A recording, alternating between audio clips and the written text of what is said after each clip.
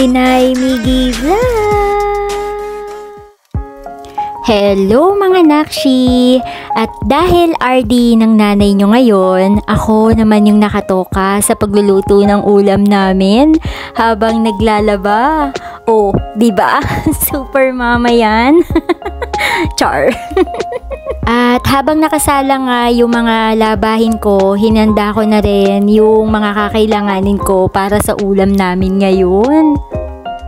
Ito ngang si Bruhildang Ashley nire-red flag, kaya naman pagbibigyan natin kung ano yung cravings niya. Ito yung kanyang paboritong sinigang.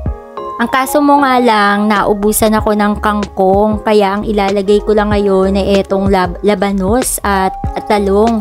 Total, eto lang din naman yung paborito nilang gulay na inilalahok namin sa sinigang.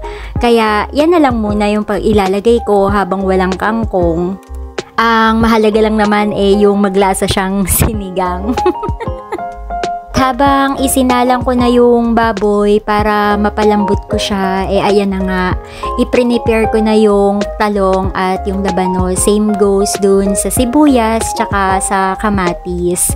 At hinugasan ko na rin yung mga pinagamitan ko dyan. Ewan ko ba, ako lang ba o kayo ding mga nanay naiirita kapag merong mga hugasin habang nagluluto? Kaya ayan na nga, habang nagiintay rin akong lumambot yung baboy, hinugasan ko na rin yung mga pinaggamitan ko.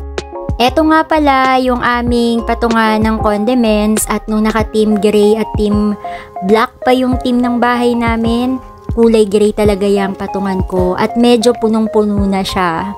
Meron nga akong nakita ko to dito sa TikTok, 3-layer na siya na patungan. Kaya hindi na napigilan ng nanay nyo ang mag-check out. Nangati na naman ang kamay.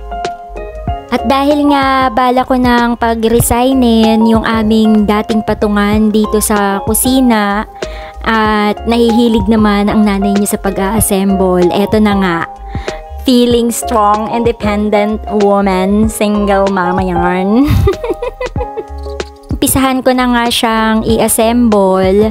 At eto, 3-layer na yung pinakapatungan niya, steel na yung pinaka-frame niya, at laminated wood naman yung ginamit para dun sa kanyang mga flats. At syempre, habang nagluluto ang nanay nyo, kasi nga nakasalang yung aking baboy at same goes dun sa aking mga labahin, nai-interrupt pa po tayo paminsan-minsan sa aking pag-a-assemble. Baka kasi mamaya hindi na namin kailangang nguyain yung baboy, lunukin na lang namin sa sobrang lambot. Nakshuta! Kaya ayun, sinilip ko muna siya.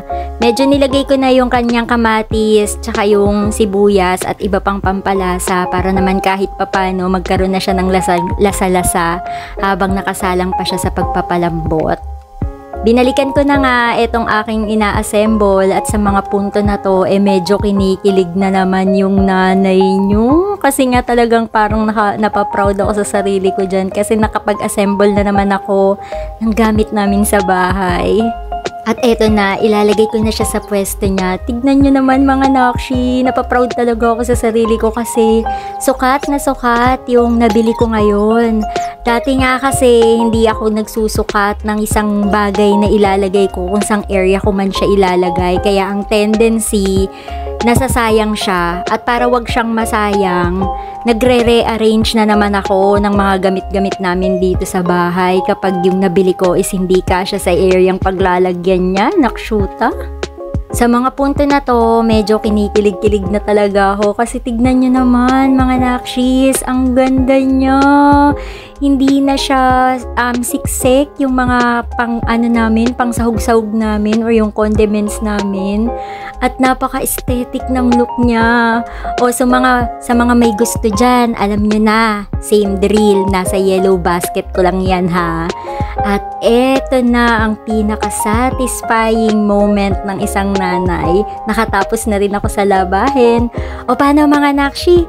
Hanggang dito na lang. Don't forget to follow, like, and share. Bye-bye! Inay Miggy Vlog! See you on my next feed! Paalam!